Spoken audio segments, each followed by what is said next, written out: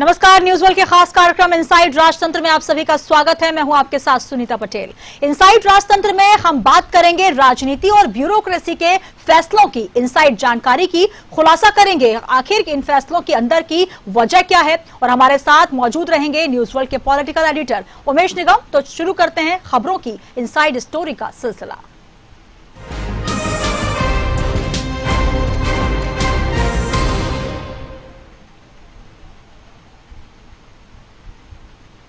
अमरनाथ की यात्रा करने वाले श्रद्धालुओं को अब यात्रा से पहले अपनी मेंटली और फिजिकली फिटनेस बनानी होगी। जी हां, फिटनेस के साथ ही महिला श्रद्धालु कौन से कपड़े पहनेंगी और कौन से नहीं, ये भी तय कर दिया गया है। श्री अमरनाथ श्री श्राइन बोर्ड जम्मू कश्मीर द्वारा भेजी गई गाइडलाइंस को राज्य सरकार के स्वास्थ्य विभाग ने जारी किया है, और इस गाइडलाइन में स्पष्ट कर दिया गया है कि कौन अमरनाथ की यात्रा कर सकेगा और कौन यात्रा नहीं कर सकेगा। इसके साथ ही अमरनाथ यात्रियों को अनिवार्य मेडिकल सर्टिफिकेट भी जारी करने के लिए स्वास्थ्य विभाग के डॉक्टर्स को अधिकृत कर दिया गया है। इसी विषय पर विस्तार से जानकारी के साथ हमारे साथ जुड़ रहे हैं पॉलिटिकल एडिटर उमेश निगम जी।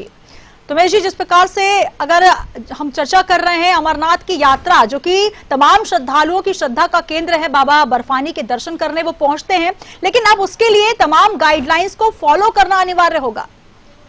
जी हाँ सुनीता, ये जो 56 दिवसीय अमरनाथ यात्रा है ये 28 जून से 22 अगस्त तक चलेगी।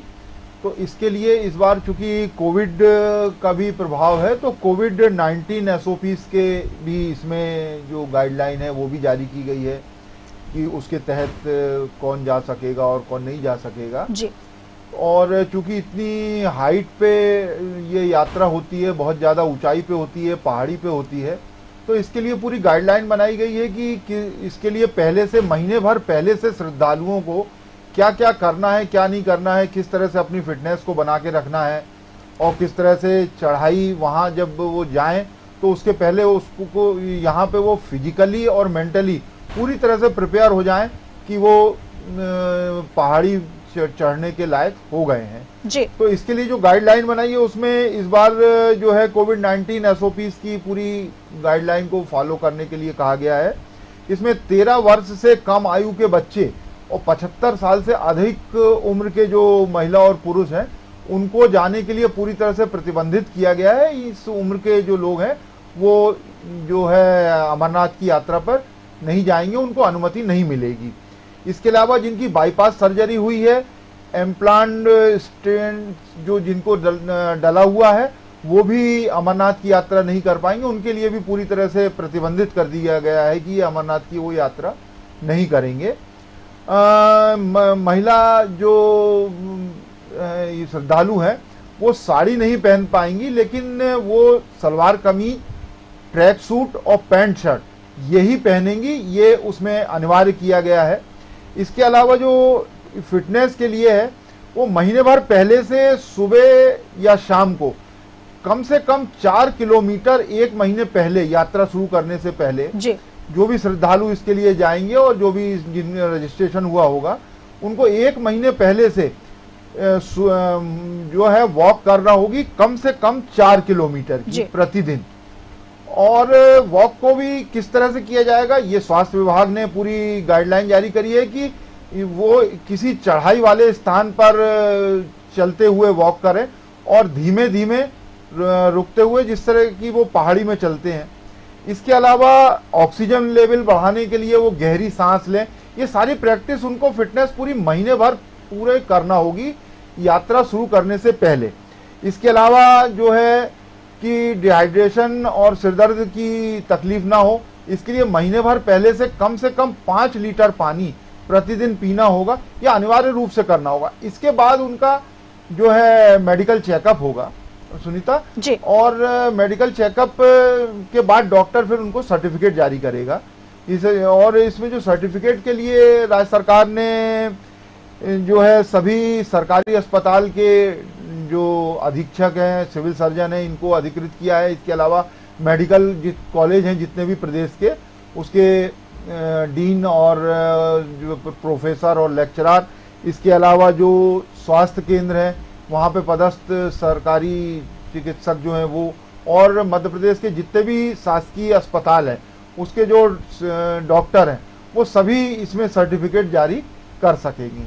तो ये गाइडलाइन उन्होंने पूरी बनाई है, उसके लिए कब कब क्या करना है, सारी चीजें कि महीने भर पहले से आपको मेंटली और फिजिकली फिटनेस के लिए पूरी तरह बिल्कुल कहीं ना कहीं यहाँ पर उमेश जी अगर बात की जाए जिस प्रकार से जो फिटनेस की बात की जा रही है, आमतौर पर पहले भी ये कहा जाता था कि अगर आप अमरनाथ की यात्रा पर निकल रहे हैं तो आपको शारीरिक तौर पर और मानसिक रूप से फिट होना चाहिए, क्योंकि एक लंबी और कहीं ना कहीं एक कठिन यात्रा के तौर पर उसे माना जाता है। और अब सरकार ने अगर गाइडलाइंस जारी की है तो कहीं ना कहीं ये श्रद्धालुओं के लिए, भक्तों के लिए भी एक बड़ी उपलब्धि है कि अगर आप वहां पर निकल रहे हैं तो पहले से ही आपको अपने आप को उस तरीके से तैयार करना होगा ताकि इस लंबी यात्रा में अगर आप दर्शन के लिए निकलते हैं तो कोई दिक्कतों का सामना आपको ना करना पड़े। जिस प्रकार से महिलाओं के लिए जो जिक्र किया गया है, साड़ी आपको नहीं पहनना है, जो कंफर्टेबल वस्त्र होते हैं वो आपको धारण करने हैं। इसके अलावा तमाम जो गाइडलाइंस हैं, आपको फिटनेस के लिए पहले से ही कहीं ना कहीं अपने आप को तैयार करना होगा। और ये कहीं ना कहीं अगर बात की जाए तो बहुत अच्छी पहल सरकार की मानी जाएगी। उमेश जी। जी हाँ सुनीता, ये क्या है कि हिमालयन जो पहाड़ी है ये 3800, ये अमरनाथ की पूरी यात्रा जो है 3880 मीटर ऊंचाई पर करना होती है श्रद्धालुओं को। तो इसमें किसी तरह की वो बीमार ना हो, कोई परेशानी ना आए वहां पहुंचने में, क्योंकि वहां का मौसम भी जो है अलग होता है, ठंड ज्यादा रहती है। तो इस कोई भी श्रद्धालु बीमार ना हो या किसी तरह की कोई उनको कोई शारीरिक या दिमागी परेशानी ना आए, कोई दिक्कत ना हो, तो इसलिए पहले से उनको इस तरह से तैयार किया जाए जिससे कि वो उस यात्रा को सुचारू रूप से पूर्ण कर सकें। धीरे धीरे चलना है, एकदम तेजी से नहीं चलना। दरअसल होता यह है कि कई बार श्रद्धालु ये चाहते हैं कि उनकी यात्रा बहुत जल्दी से जल्दी पूरी हो जाए, उस चक्कर में वो हड़बड़ी में बहुत सारे कई ऐसे स्टेप्स उठा जाते हैं जो गाइडलाइन में मना प्रतिबंधित रहते हैं। तो उसके कारण फिर वहां पे कई लोग बीमार भी होते हैं और कई तरह की परेशानियां आती हैं। तो ये श्रद्धालुओं की सुविधा के लिए ही सारी गाइडलाइन बनी है और इसका उन्हें पालन करना चाहिए कि महीने भर पहले से इसकी बाकायदा फिटनेस की प्रैक्टिस करें। और ये इस बार जो है श्राइन बोर्ड ने बना के वो भेजी है, तो राज्य सरकार का काम है कि इसका पालन करवाएं श्रद्धालुओं से। बिल्कुल। तो अगर आपको दर्शन करने जाना है बाबा बर्फानी के तो कहीं ना कहीं आपको सावधानी बरतनी होगी, गाइडलाइंस का पालन करना बहुत जरूरी होगा। बहुत अच्छी जानकारी आपने उमेश जी हमको दी है। तो लगातार हम आपको बता रहे हैं कि किस प्रकार से तैयारियां आपको करके जाना है ताकि आपको दिक्कतों का सामना ना करना पड़े अमरनाथ की यात्रा के लिए। बात करेंगे वित्तीय वर्ष की समाप्ति के अंतिम दिनों में प्रदेश के सभी जिलों को ट्रेजरी पर भुगतान के लिए लोड अब बढ़ने लगेगा और इस लोड को कम करने और वित्तीय वर्ष की समाप्ति के पहले भुगतान सुनिश्चित करने राज्य सरकार के फाइनेंस डिपार्टमेंट ने दिशा निर्देश भी जारी कर दिए हैं। ट्रेजरी में लोड बढ़ने के चलते अक्सर कई विभागों का बजट लैप्स हो जाता है। बजट लैप्स होने के चलते और उसको बचाने के लिए वित्त विभाग ने सभी विभाग के जो प्रमुख हैं उनको समय पर बिल ट्रेजरी में लगवाने के लिए भी कहा है। और इसी विषय पर आइए विस्तार से एक बार फिर हम चर्चा करते हैं। हमारे साथ जुड़ चुके हैं उमेश निगम जी। उमेश जी, जिस प्रकार से हम बात कर रहे हैं, जो लगातार ट्रेजरी पर लोड बढ़ता है, लैप्स होने की भी तमाम समस्याएं आती हैं, उसको लेकर अब सरकार ने एक नए दिशा निर्देश जारी किए हैं। तफ्तीश से आपसे जानकारी चाहेंगे। सुनीता, वित्तीय वर्ष के अंतिम दिन में ये 31 मार्च तक ही भुगतान होते हैं जी, जो वित्तीय वर्ष का जो ये बजट होता है। तो यदि 31 मार्च तक सरकारी विभागों का भुगतान नहीं हो पाया ट्रेजरी से, तो उनकी राशि जो जिस भी मद में होती है वो सब लैप्स हो जाती है। तो इसमें बहुत बड़ी बड़ी योजनाएं चल रही हैं, बहुत सारे काम फिर अटक जाते हैं, बहुत से ठेकेदारों के भुगतान रुक जाएंगे, कईयों के और दूसरी भुगतान रुक जाते हैं। तो और इस बार क्या है कि कुछ अवकाश भी, जो वित्तीय वर्ष की समाप्ति पर अवकाश भी आ रहे हैं, होली का अवकाश है, इसके अलावा रविवार रहेगा। तो इसके कारण जो ट्रेजरी पे बहुत ज्यादा, जो कोषालय पे बहुत ज्यादा लोड पड़ेगा, एकदम से बिल लगेंगे। क्योंकि इस वित्तीय वर्ष में 7वें वेतनमान के एरियर्स जो सरकार ने दिया है, तो उसके भुगतान के लिए बहुत बड़ी संख्या में सभी विभागों के बिल ट्रेजरी में लगेंगे। तो वो एक अतिरिक्त लोड इस वित्तीय वर्ष के अंतिम दिनों में ट्रेजरी पे है कि वो बिल पास करना है। और कर्मचारियों से जुड़ा हुआ मामला है, तो इसमें किसी तरह की कोई लापरवाही नहीं की इसमें कोई विलंब हो गया। तो जो भी बिल लगेंगे, तो इसके लिए उन जो है वित्त विभाग ने एक गाइडलाइन जारी करी है, जो सभी विभागों के लिए भी और जो निर्देश दिए हैं इसमें दिशा निर्देश, और ट्रेजरी के लिए भी कि किस तरह से उसमें करना है, कौन से बिल पहले लगेंगे और किस तारीख तक लगेंगे। तो इसमें 27 तारीख से और 31 तारीख तक जो है केवल वेतन और चिकित्सा से जुड़े हुए बिल ही लगाए जाएंगे, और 26 तारीख तक बाकी के सारे बिल जो भी भुगतान होना है, चाहे कोई योजना से जुड़ा हुआ भुगतान हो या किसी ठेकेदार का भुगतान हो या किसी बहुत बड़ी योजना का काम का हो या कोई और भी भुगतान हो जो दिए गए हैं दिशा निर्देश में, वो सब 26 तारीख तक हर हाल में सभी विभागों को बिल लगाना होगा। इसके अलावा कब कब कौन कौन से बिल लगाना है, इसके पूरे दिशा निर्देश विभागों को जारी कर दिए गए हैं और सभी विभागों को भेज दिए गए हैं। इसके अलावा जो कोषालय के प्रभारी हैं उनको निर्देश दे दिए गए हैं कि वो कब कब बिलों को लगाएंगे और किन बिलों को लेंगे, और जिन बिलों में आपत्ति आई है उनको फिर दोबारा लेना है या नहीं लेना है, ये निर्णय भी कोषालय के जो प्रभारी हैं वो करेंगे, जिससे कि सरकारी जो भुगतान है वो वित्तीय वर्ष की समाप्ति से पहले हो जाए, कोई इसी तरह की कोई दिक्कत ना आए, क्योंकि 31 तारीख को देर रात तक भी ट्रेजरी खुली रहती है और भुगतान होते रहते हैं। बिल्कुल, तो ट्रेजरी का लोड कम हो इसके लिए तमाम गाइडलाइंस बनाई गई हैं और तमाम सुविधाएं भी हैं, उसके हिसाब से अगर काम किया जाएगा तो कहीं ना कहीं निगम जी जो अतिरिक्त बोझ पड़ता है या यूं कहे जो कामकाज में विलंब आता है वो भी नहीं हो पाएगा। और जिस प्रकार से अगर छुट्टियों का भी जिक्र किया कि समाप्ति के अंतिम दिनों में छुट्टियां भी हो रही हैं, तो कहीं ना कहीं काम जो है वो बिगड़ सकता है। और गाइडलाइंस को अगर आप फॉलो करते हैं तो जल्द से जल्द काम भी हो जाएगा और जो अतिरिक्त लोड पड़ रहा है वो भी नहीं होगा। बजट लैप्स होने में एक्चुअली बहुत सारी योजनाएं फिर अटक जाती हैं, तो उनके लिए फिर तरह तरह की मंजूरियां अगले वित्तीय वर्ष में लेना होती है, तो बहुत दिक्कत का काम होता है। बिल्कुल, तो मंत्रालय जो है उसको लेकर गाइडलाइंस जारी कर चुका है, ट्रेजरी पर अतिरिक्त लोड ना हो इसके लिए तमाम गाइडलाइंस उसको फॉलो करते हुए जो है उसको काम को सुचारू रूप से चलाया जा सकता है। फिलहाल रुकेंगे यहाँ पर एक छोटे से ब्रेक के लिए। ब्रेक के बाद एक बार फिर आपका स्वागत हमारे खास कार्यक्रम में और अब चर्चा करेंगे एक और प्रशासनिक खबर की। अवैध कॉलोनियों को वैध करने की राह अभी भी आसान नहीं हुई है। हालांकि कैबिनेट की बैठक में अवैध कॉलोनियों का नियमितीकरण करने के लिए विधेयक के प्रस्ताव को मंजूरी मिल गई है, लेकिन इस विधेयक का प्रस्ताव अब जुलाई अगस्त में होने वाले विधानसभा सत्र में मंजूरी के लिए लाया जाएगा। तब तक अवैध कॉलोनियों के रहवासियों को इंतजार करना पड़ेगा, जबकि विधानसभा के बजट सत्र में नगरीय प्रशासन मंत्री भूपेंद्र सिंह ने बजट सत्र में ही अवैध कॉलोनियों को वैध करने के लिए विधेयक लाने की घोषणा की थी। विधानसभा का सत्र समय से पहले खत्म हो गया, लेकिन विधानसभा के बजट सत्र में विधेयक मंजूरी के लिए नहीं पहुंच पाया। घोषणा पूरी करने के लिए सरकार को अध्यादेश लाना चाहिए था, लेकिन अध्यादेश को लाने के लिए अभी तक मंत्रालय में किसी भी तरह की हलचल दिखाई नहीं दे रही। इसी विषय पर तमाम जानकारी के साथ हमारे साथ जुड़ रहे हैं पॉलिटिकल एडिटर उमेश निगम जी। उमेश निगम जी, जो अवैध कॉलोनियां हैं, लगातार सरकार शुरुआती दौर से यह बात कर रही है कि आपको वहीं पर पट्टा दिया जाएगा, कॉलोनी को वैध किया जाएगा, और इसका इंतजार भी लंबे अरसे से जो वहां के रहवासी है वो करते आ रहे थे, लेकिन सत्र निपट गया और जो उम्मीदें थी वो पूरी नहीं हो पाई। सुनीता, इसमें पट्टा नहीं दिया जाता, इसमें जो है वो भूखंड वो खुद खरीदते हैं जी। लेकिन चूंकि वो कॉलोनाइजर नहीं होते हैं, कॉलोनाइजर का लाइसेंस नहीं लेते हैं, विधिवत तरीके से लेआउट पास नहीं होता है, तो वो अवैध कॉलोनी की श्रेणी में आ जाते हैं और वहां पे अधोसंरचना के विकास के कार्य नहीं कराए जा सकते हैं, बिल्डिंग परमिशन नहीं मिलती है, ये सब चीजें होती है। तो यही सारी दिक्कतों को देखते हुए जो विभाग, नगरीय प्रशासन विभाग ने अवैध कॉलोनियां चिन्हित करी थी कि कितनी नियमित हो सकती हैं। इसके बाद नगरीय प्रशासन मंत्री भूपेंद्र सिंह ने विधानसभा के बजट सत्र में ही घोषणा करी थी कि इसी सत्र में जो है विधेयक पारित किया जाएगा और तत्काल उसके बाद जो वहां के रहवासी उनको सुविधाएं मिल जाएगी। यदि विधानसभा के सत्र में ये विधेयक आ जाता और वहां पे विधेयक पारित हो जाता तो ये वाकई ये सही है कि जो वहां के रहवासी हैं, जो बहुत बड़ी संख्या में करोड़ों की तादाद में है पूरे प्रदेश में, जो अवैध कॉलोनियों में निवास करते हैं, तो उसमें उन लोगों को खासी सुविधा हो जाती, नक्शे पास हो जाते, अधोसंरचना के विकास के काम कराए जा सकते थे। लेकिन अब अभी कैबिनेट की जो बैठक में विधेयक के लिए प्रस्ताव आया है वो विधानसभा से ही पारित होगा। विधेयक कोई भी होते हैं वो विधानसभा से ही पारित हो सकते हैं, लेकिन इस बीच में राज्य सरकार यदि चाहे तो वो अध्यादेश ला सकती है। लेकिन फिलहाल अध्यादेश लाने के लिए मंत्रालय में किसी तरह की कोई गतिविधि नहीं है। नगरीय प्रशासन विभाग को यह अध्यादेश का प्रस्ताव तैयार करना है, लेकिन नगरीय प्रशासन विभाग को ऐसे कोई अभी निर्देश नहीं मिले कि इसके अध्यादेश तैयार किया जाए। यदि अध्यादेश आ जाता है तो वो कैबिनेट से मंजूरी के बाद अगली मंजूरी के लिए राज्यपाल के पास जाएगा और राज्यपाल से हरी झंडी मिलने के बाद वो लागू हो जाएगा।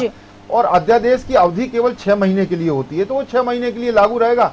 इस बीच में जब अगला विधानसभा का सत्र आएगा तब विधेयक पारित हो जाएगा। लेकिन ये सुविधा, ये जो जनता को सुविधा मिलेगी तब जब ये अध्यादेश राज्य सरकार लाए।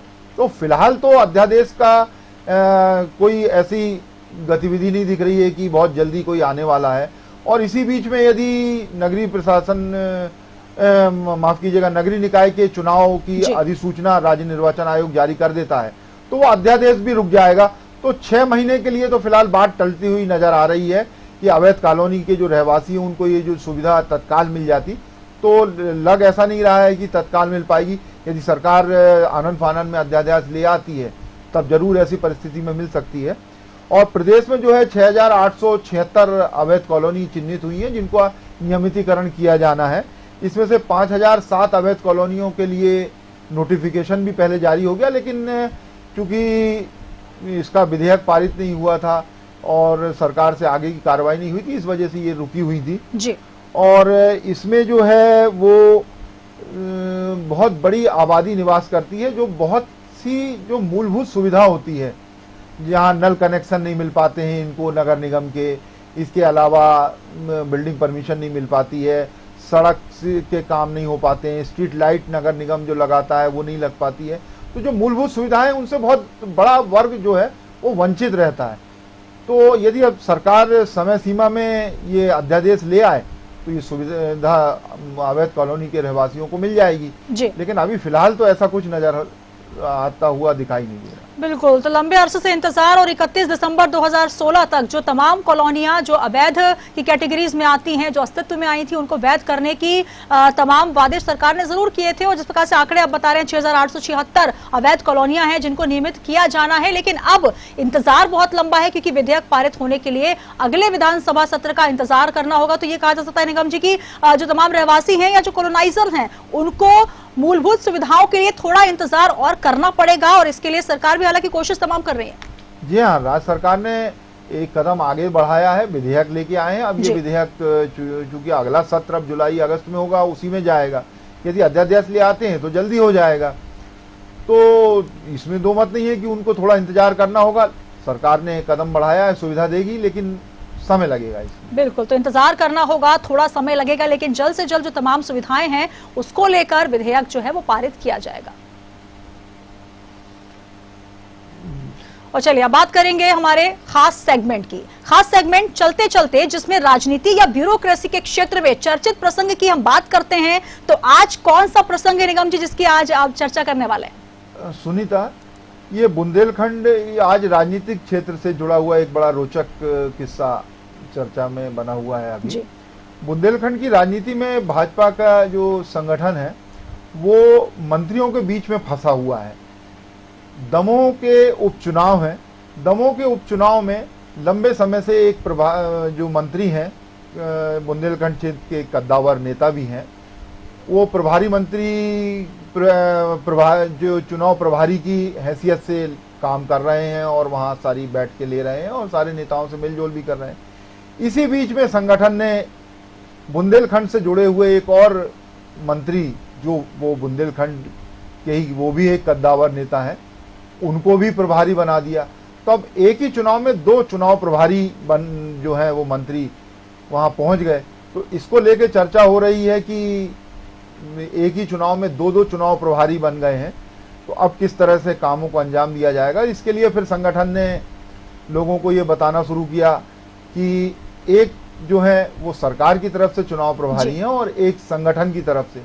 लेकिन इसको लेकर भी लोग तरह तरह की बातें कर रहे हैं कि जो एक मंत्री जिनको संगठन की तरफ से बताया गया है कि वो चुनाव प्रभारी हैं, फिलहाल वो संगठन में तो किसी पद पे नहीं है, तो संगठन से कैसे हो गए। हालांकि संगठन चाहे तो किसी को भी चुनाव प्रभारी बना सकता है, ये उसका अधिकार क्षेत्र में है।